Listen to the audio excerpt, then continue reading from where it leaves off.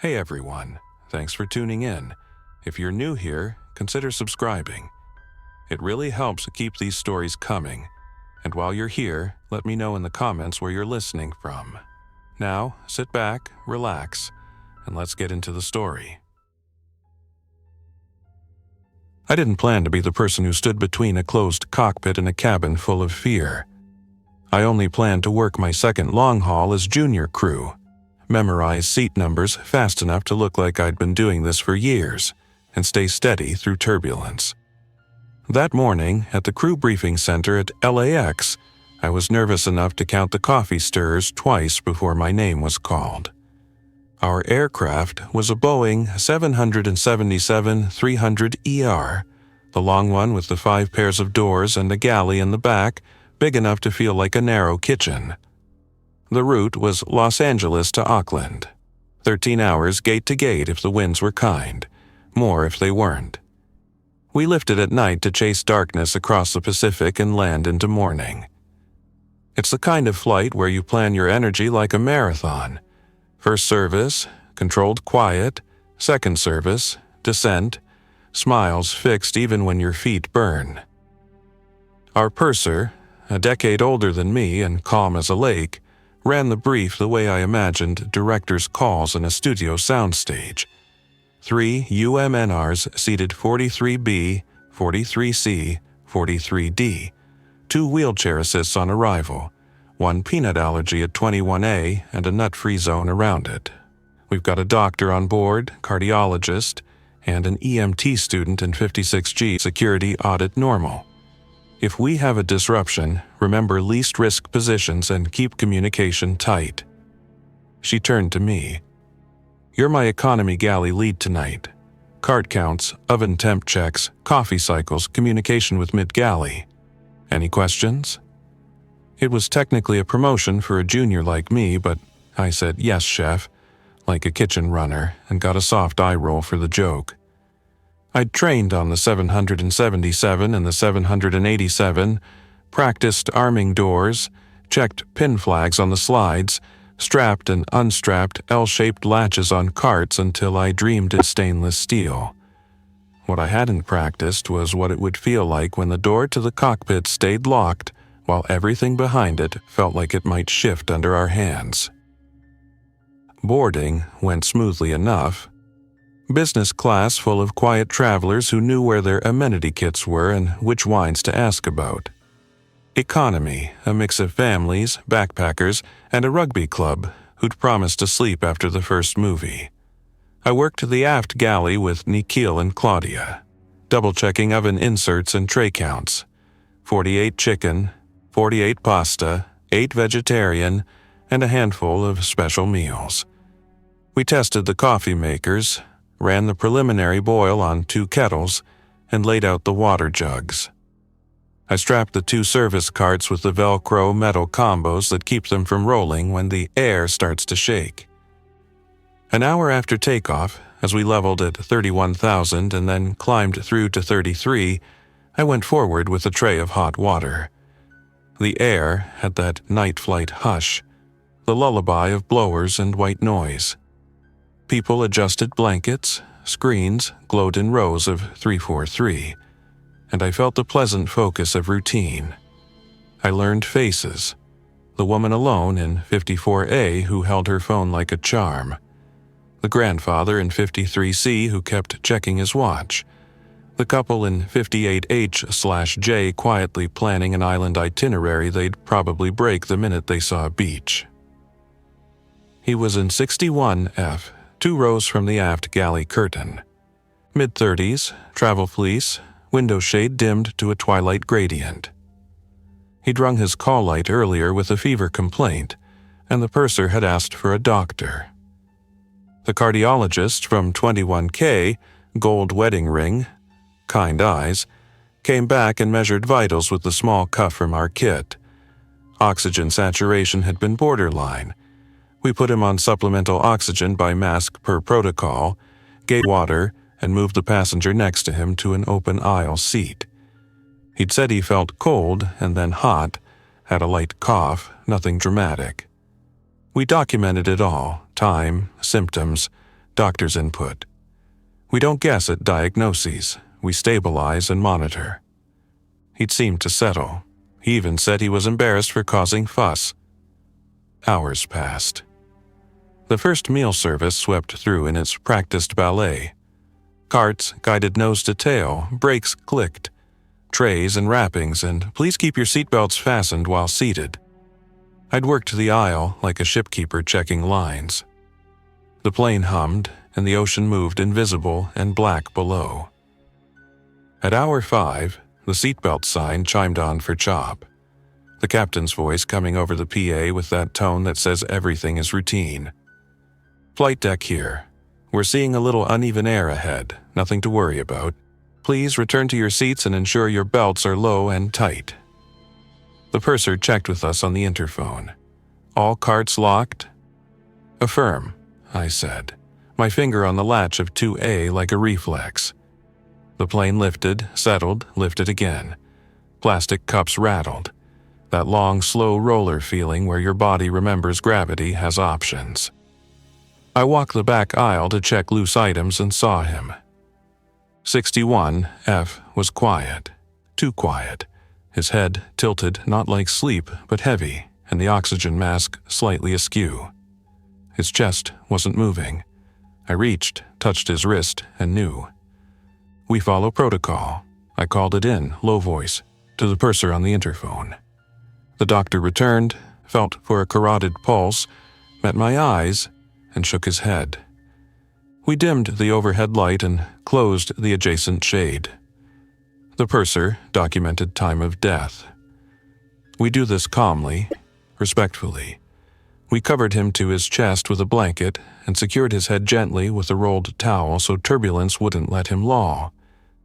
The rows near him sensed the change and went quiet the way people do when something serious enters the room, even at 33,000 feet. We notified the captain, who notified our company's medical channel via ACARS. We talked quietly about diversion options. Over the mid-Pacific, it's Honolulu or nothing for most routes, and sometimes not even that if your position line sits south. We were roughly on track between waypoint after waypoint, each one a silent checkmark on the navigation displays up front. Best guess, 4 hours to the nearest suitable runway, and that's if the winds and jets agreed. I don't know if the next part started with the turbulence or if turbulence just made it memorable. We were 10 minutes into the belt on chop, carts locked and the cabin doing that seasick sway, when the plane hit a harder wave and everything shifted forward an inch. The blanket over 61F slipped to his ribs. His arm, which I had laid carefully across his abdomen, slid off and thumped the armrest. If you have ever felt sound die in your own ears, you will recognize the hollow that opened in me. His fingers curled. His chest rose in a shallow, irregular motion and then again. The cardiologist, still seated in an aisle seat near us, saw it too and inhaled sharply. Before either of us could speak, the man's eyes opened. Not with confusion, not with the anxious, searching look of someone waking wrong. They opened like someone hearing a layered noise inside their skull. He turned his head toward me, slow, as if his neck had extra weight. Then he sat up with a stiff, unpracticed motion, like a doll finding joints. Passengers around him gasped and then tried not to. The shoulder of the man in 60F had unbuckled in the chop and he started to rise. To help, perhaps, or to get away. The man from 61F, the one whose pulses we had not found, moved sideways into the aisle in the momentary lull of turbulence. He did not speak. He did not look afraid or grateful. He looked focused. His hands came forward the way a child reaches toward a window. I reached instinctively to guide him back, to sit him down, to say, "Sir, please take a seat." He brushed my forearm with the back of his hand, skin to skin, cold. Not cool like someone feverish and clammy. Cold like a can of soda from the top of an ice bath. He stepped into the aisle and moved toward the sound of a crying baby 2 rows up. It wasn't the baby that drew him. It was the sound, as if he were orienting toward steady tones, the way a moth finds the moon. By the time my mind registered this, other minds in other seats had made faster calls. To stand, to move to the side, to unbuckle belts and lean away. The cardiologist, bless him, stepped forward with both hands out. "Sir, you need to sit." But there was no "sir." There was just motion. Not fast, not lunging, but inexorable, unbothered by the subtle sway of the plane. A shoulder caught a seat back, a knee bumped into a magazine pocket, and he kept coming. We train for unruly passenger incidents. De-escalate, isolate, restrain if trained and necessary. We do not train for the deceased to stand up and walk with an absence behind the eyes. I grabbed the interphone and hit the chime to the flight deck. The purser answered before the captain did. "Status?" she asked, voice clipped. 61F stood up, I said, before my brain censored me. He's moving aisle forward. No response to verbal. Not violent, but... I glanced and saw 61F push gently past the cardiologist with the kind of averted focus people use when they're walking toward a speaker in a crowd. "But not responsive. We need to block the aisle." "Do not let him near the exit doors," the purser said automatically, though at altitude the doors are overpressured and sealed like walls. They cannot be opened in flight. Still, we say it. "Use carts as barricades. Keep people seated and belted. I'm coming back." I nodded, even though she couldn't see me, and grabbed the nearest service cart, brakes on, latch released, and hauled it into the aisle between rows 59 and 60. The cart is heavy and moves like it knows your weak points. I set the brakes with a heel stomp and latched it against another cart Nikhil pushed. "Barrier," I said, because naming the shape makes it real. Claudia, boiling water. Nikhil, Halon nearby. Just in case we need to scare, not for people, I added, because Halon is for electrical and flammable liquid fires. You do not discharge it into a crowd unless there is a fire to stop. Extinguishers ready, PBE kit out, and bring the restraint kit. Passengers were pressing back into their seats, faces turned into the moment like flowers. A few stood to help, words on their lips that did nothing to clarify the rules now. The man from 61F reached the carts and pressed his hands to the metal like someone feeling a cold window. He didn't try to climb, didn't pound, just pressed, and then rubbed the back of his hand on the edge as though calibrating his skin to the texture. I found myself whispering, "Sir, please return to your seat," out of habit. He tilted his head towards the sound of my voice and took a small step back as a new wave of chop walked through the cabin. The cart rocked against its brakes, clunked against the other cart, and a passenger somewhere shouted that someone else was down. The word "down" travels quickly in a cabin. Its echo moves faster than we do. The purser arrived at my shoulder, eyes scanning, trained to prioritize. She looked not at 61F but at the people, who was panicking, who needed to be moved, where to place strong hands and calm voices. The cardiologist mouthed, "No pulse," a sentence that didn't fit our reality anymore. Behind 61F, a woman in 62C put a hand to her husband's shoulder, guiding him into the window. He was crying silently, shoulders shaking, as if trying to keep his sound small. "Flight deck," the captain's voice sounded on the interphone, the sound of the secure line. "What's your status?" The purser took the handset. "We have a medical anomaly and a cabin containment issue. We have at least one unresponsive individual who is ambulating without verbal response. No overt aggression. We're building a barrier. We need to keep the forward cabin isolated." "Understood," the captain said. "We're discussing diversion. Best field looks like Honolulu. Fuel check says 4 hours. We're working velocity and step descents to minimize turbulence, but we're in a shear zone. We cannot open the cockpit door. You'll have to contain it there. Contain. The word is clinical. It's also a promise you make to yourself that the line you draw will hold. We pulled the curtain between economy and premium economy and reinforced it with 2 carts braced like bookends against the aisle. We lashed them with the heavy straps we used to secure the ovens to the rails when we're in and out for deep climbs. Behind the carts, passengers settled low, belted, blankets to chins, as if cold air would do something the cabin could not. I posted Nikhil in the port aisle and took the starboard. The purser moved forward to prime the business class crew on what we were doing, to establish second defense point and start triaging seats for vulnerable passengers, elderly, children, anyone with mobility issues, in case we needed to move them forward. The man from 61, Av, stood with his hands on the edge of the cart and turned his head slowly like a radar search. He had found us by sound. Voices, the hum of the galley chillers, the little beeps a coffee maker makes when it cycles to ready. He pressed his forehead to the cart as if listening. Then he made a sound like an exhale that didn't belong to a breath. The cardiologist started to recite the series of words people use when they're trying to understand what the world has become. Could be seizure, could be post-hypoxic movement.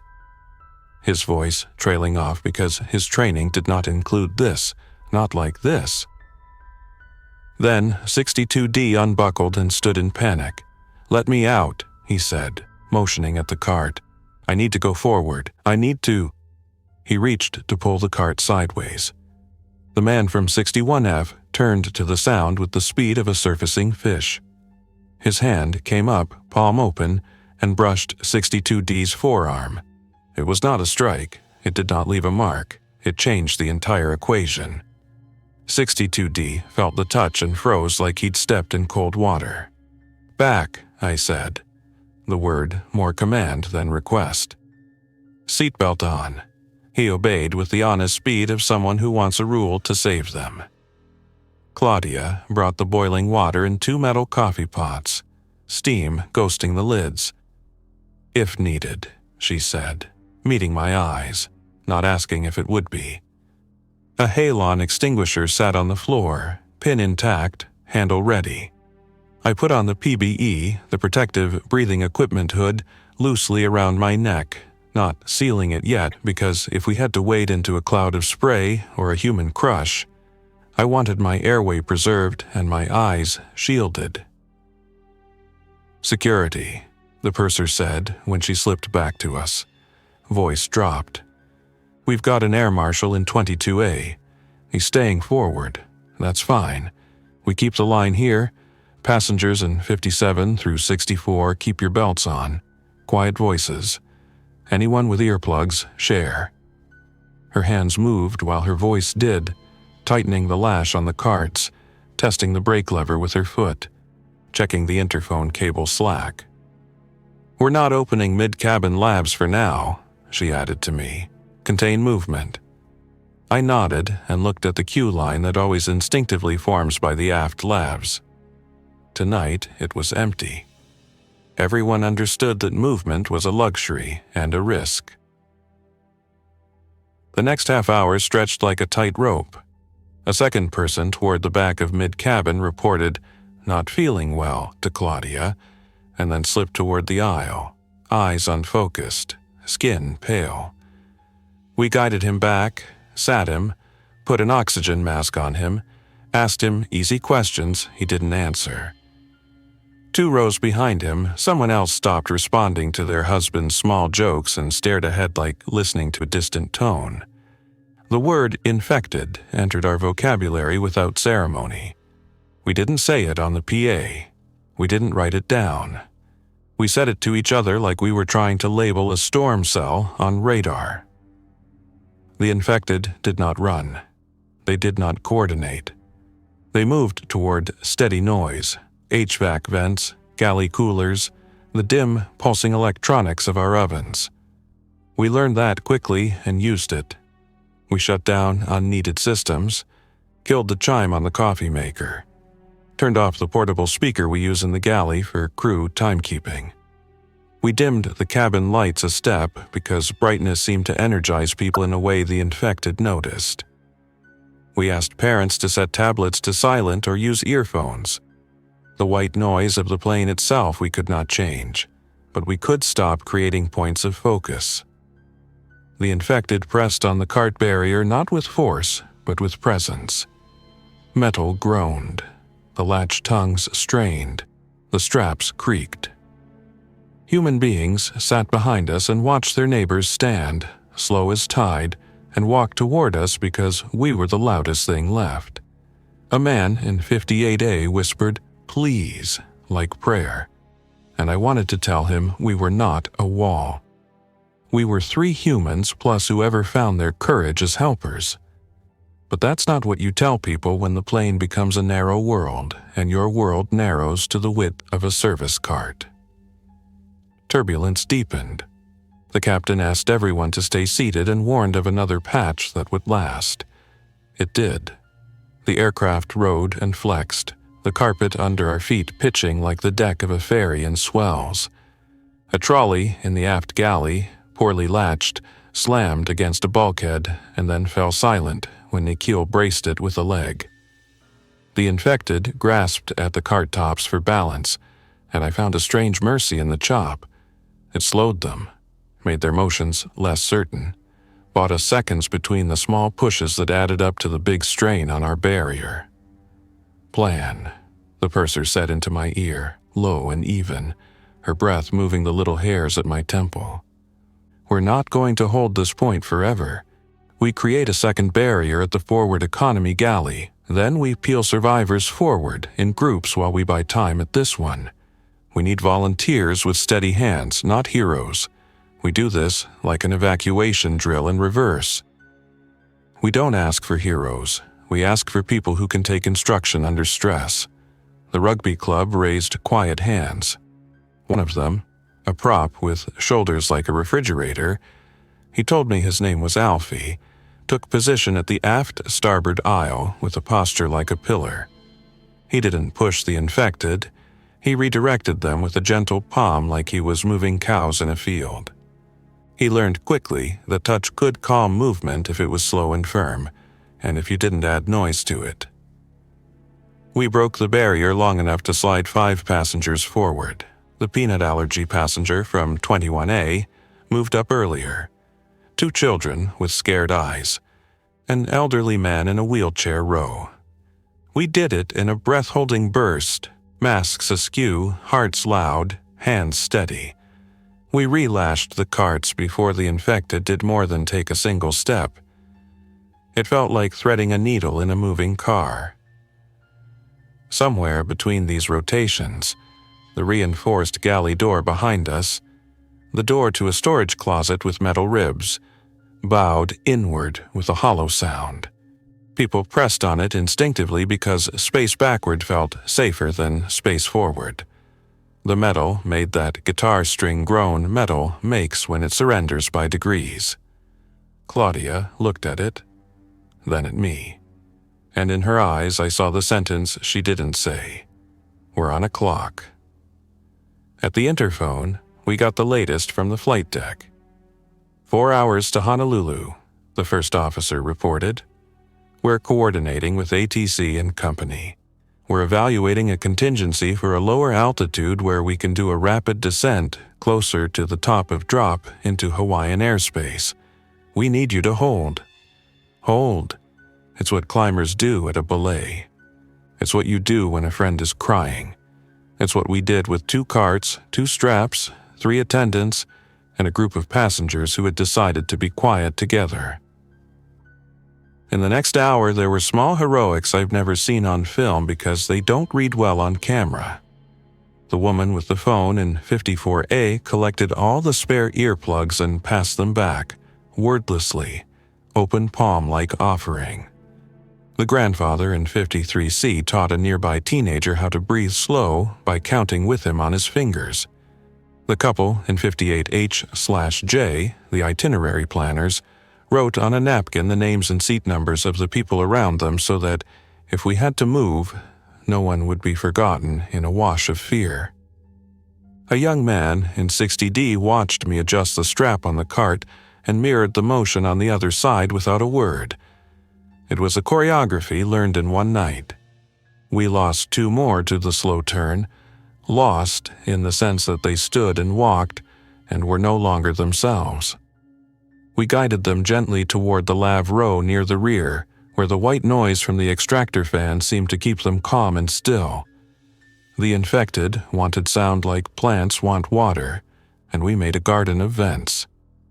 At the forward economy galley, the business class lead, her name was Eloise, and she had the shoulders of someone who rose competitively, built the second barrier with more carts and 2 oven inserts laid sideways like a shield. She trained 3 premium passengers in how to brace and relieve each other, rotated them like a shift, passed back water bottles and cereal bars to our side. Where the barrier opened for a second to feed the corridor of survivors, she placed a human gate.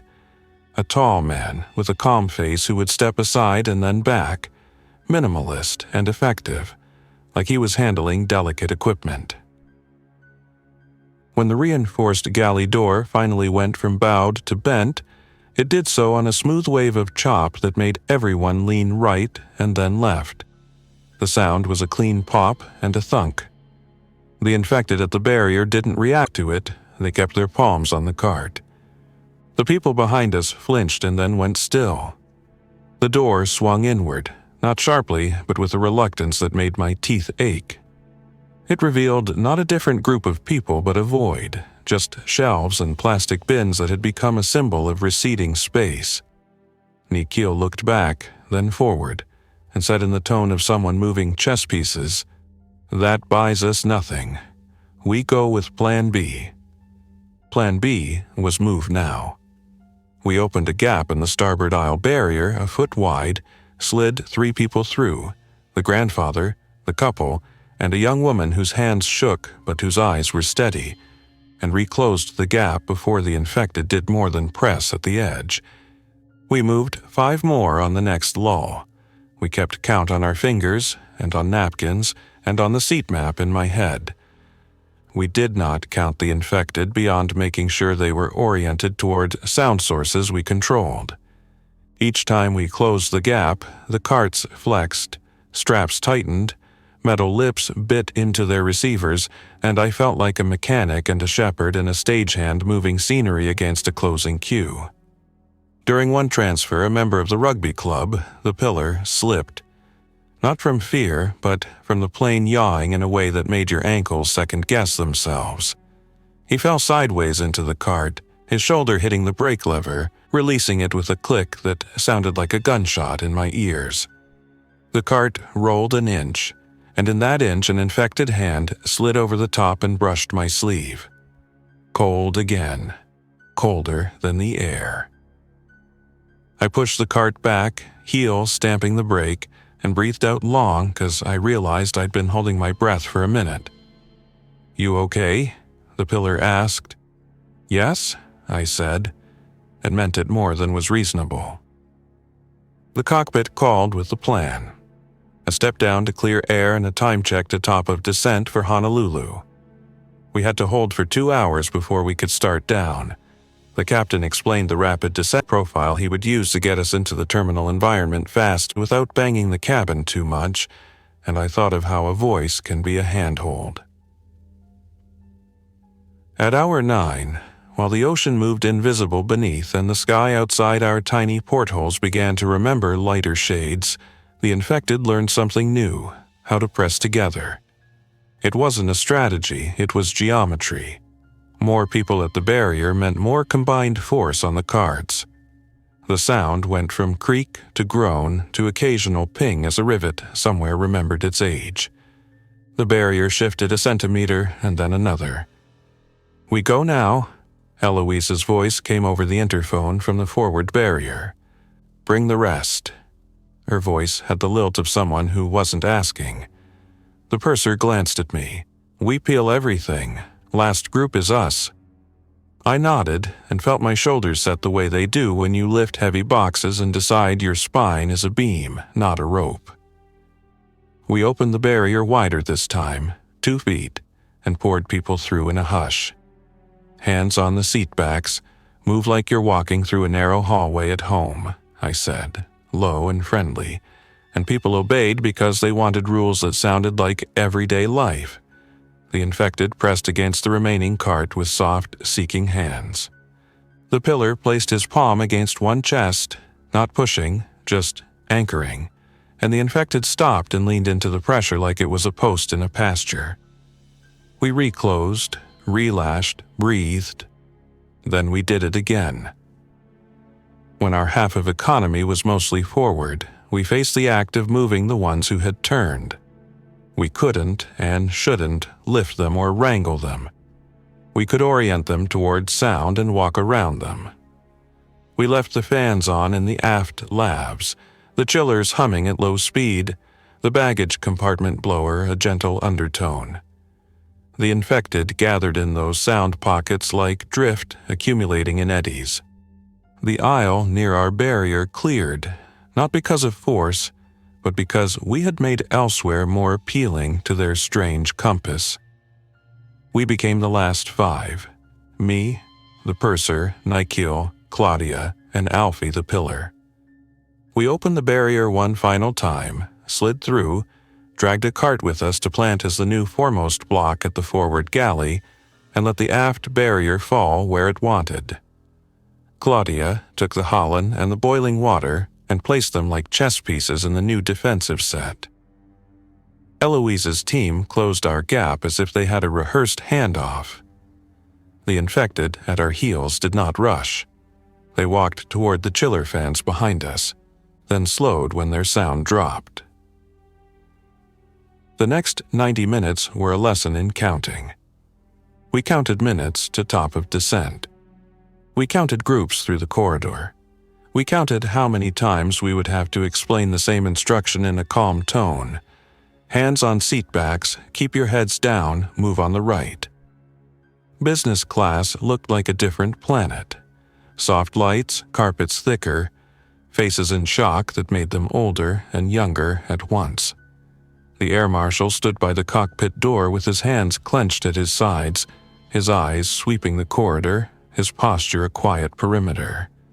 He did not draw anything. He did not have to. There was no overt violence. We did not need force, only time. When the captain called, "Cabin crew, prepare for landing," it was the strangest relief of my career. We were still hours earlier than scheduled, but the ocean gives way to islands when the sky lightens and your diversion becomes a decision, not a theory. The purser checked with the flight deck. "We have a cabin anomaly," she said, code words doing their best. "We need medical and security on arrival and a clear plan. We will stop at a remote stand if required." "Emergency services are standing by," the captain said. "We're coordinating to park away from the terminal. We'll shut down one engine, keep one running for power, and then follow their lead. Keep everyone seated on touchdown." We briefed the cabin like it was any serious landing. Seatbacks up, tray tables stowed, seatbelts tight, window shades open. The infected near us didn't react to the speech, but I saw 2 of them turn their heads slightly toward the speaker because the PA tone was a steady pitch. I turned it down 2 notches in the forward galley to keep from drawing them. The descent was quick and steady, a controlled fall that made your stomach rise to where your heart had been. The flaps came down with the hollow whump that fills a cabin with the truth that you will touch Earth again. The gear came down, and the plane shuddered in the way that always reminds me of a ship dropping anchor. We touched, rolled, reversed thrust, and then slowed into that happy hum that means brakes and ground, and the long carry of taxi. On the left, through the oval windows, we saw fire engines and ambulances set back from a remote apron. The crew of one truck stood in their gear, not moving forward, waiting. We turned toward them and then stopped a distance away, engines spooling down on one side, the other side humming to keep the plane alive. The captain's voice came back on. Ladies and gentlemen, for safety reasons, we ask that you remain seated with your seatbelts fastened. We will be assisted by medical and safety personnel. Please follow crew instructions. Thank you for your patience. At the forward door, the air bridge didn't come. Instead, ground stairs rolled up and then paused 10 meters out. A line of responders in protective suits stood beyond the stairs, not approaching, radios at their mouths, waiting for an instruction none of us could hear. The purser looked at me, and then at the door, and then at the cockpit door and the space between them where our whole night lived. We made a plan. We would disembark rows in order, starting with business class, then forward economy, while maintaining a barrier at the forward galley. We would keep the infected oriented towards sound behind us by leaving the aft lav fans on through the electrical buses. We asked everyone to move in silence, not because of superstition, but because it had worked. Alfie stood again like a post, and Eloise's calm voice became the rhythm of our movement. The ground crew did not step onto the stairs until they were sure our barrier held and our first rows moved. They did not look at the infected. They looked at our faces. They counted the healthy by the way they walked. They signaled, and another set of stairs rolled to the rear, not to let anyone out, but to give us a second option if we needed it later. When my row finally moved, the last row, because we left last, I felt the cool breath of morning at the door, a smell of wet tarmac and ocean and deicer, and it felt like no smell I've ever loved more. We stepped onto the stairs in a line that had learned in one night how to follow without losing itself. The responders at the bottom watched us with eyes that were alert and careful. They said little. They guided us to buses not by shouting but by placing hands where our elbows were and pointing with 2 fingers to a place that became the place to be. The infected remained on board, oriented toward the hums we had curated for them, standing like statues in a small museum of human sound. The barrier, our carts and straps and oven inserts, looked absurd and beautiful, and like objects from a domestic life that had remembered it could be a bulwark. On the bus, I sat on the floor by the front wheel well, because my legs had decided to stop being legs when they realized they could be anything else. The purser sat next to me, knees touching mine, eyes on the window where the plane, a machine I loved for its stubborn defiance of gravity, rested with its doors open to the morning and its heart still beating softly through the auxiliary power. We waited like that while authorities decided the next sentence in our story. They asked the captain to keep the infected on board for now, with fans running and cabin lights low. They asked us to compile lists, names, seats, who felt feverish, who had been touched. We did that because paperwork is an anchor in a storm. Hours later, in a hangar repurposed with folding chairs and bottled water, a public health official spoke to us in careful words. I cannot tell you what phrases she used because my ears were still full of the night. White noise, strap creaks, the sound a cart makes when it yields and then sets. What I remember is the way she looked at us and then at the plane. She did not look away. They asked for our statements. They asked us what we saw.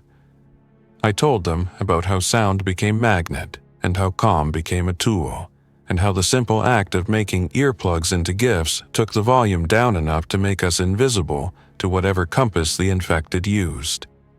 I told them the way a barrier can be less about force and more about focus. I told them the way people can quiet themselves into safety.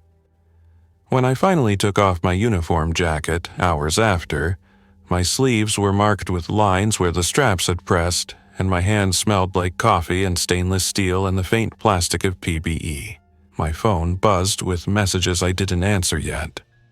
My family had tracked our diversion on an app that knows nothing about why a plane curves toward islands.